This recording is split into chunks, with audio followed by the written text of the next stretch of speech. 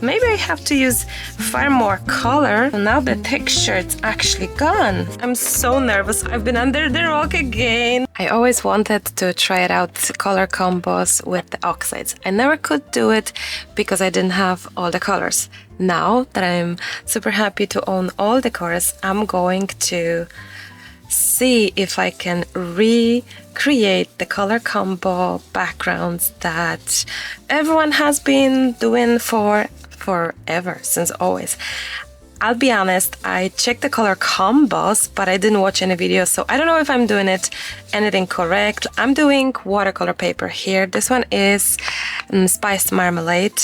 I'm very excited about this one. So let's see the next color, Abundant Coral. This is the new one, and this is the new one too, actually. So these two are brand new colors for me. So this is why I haven't been able to do certain color combos, because I didn't have the whole collection.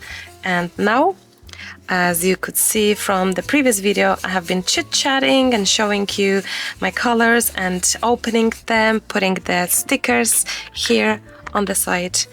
And now we can try and have fun with it. I really always wanted to do it. I guess my issue here is that my paper is porous because it is the watercolor, so it has all these weird texture that I think, from my remembering and understanding, the actual papers have been used different types, because they weren't porous. They didn't have these weird texture. But I love using watercolor paper in general, so that's what I'm doing right now. Now, I don't know how much of this I should be doing, like how much of yellow goes on that red to blend it in, but I'd say that's the idea, is it? You should tell me. Picked Raspberry, that's another brand new color, so let's see.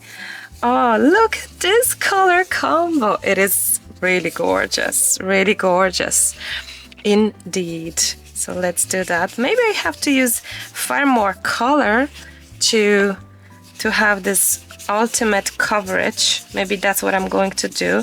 Look, it's my first time doing this color combo check, and we are, I guess, doing it ourselves. I'm revisiting the subject that it's very well known for years and used by many crafters. Look, far more color in this one, and look, it's actually perfectly covered. So maybe this is what I should do. Add far more ink, make it more wet. Oh yes, look. Okay guys, okay, now we're talking. I get it now.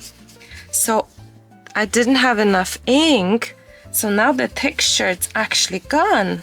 Look, the texture is actually gone, and I can blend it in even nicer. Oh, it looks so professional, like the card makers, you know, the card maker community. They have been doing these combos since, oh look, okay, I get it now. Marta. Oh, I've been under the rock again, right? Tell me I'm not the only one who only completed the Oxide collection now, who is just checking color combos for the backgrounds now. Please tell me I'm not the only one. Color combo number 1. Oh, I love this one. Oh, it is so pretty. Forget about what I was saying about the porous surface, because you just need far more ink and the whole surface, the porous surface, is like no longer visible. I'm going to redo there.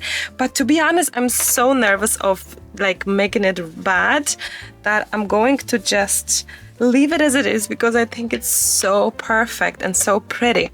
So color combo number 1 checked. It's beautiful, and it's Spiced Marmalade, Abundant Coral, Picked Raspberry. Now tell me in the comments, what should I do with it? Should we do background with splashes and lifting the color, or should we just use it for the project, or what to do? Let me know. I'm all ears. I'm excited. I love it.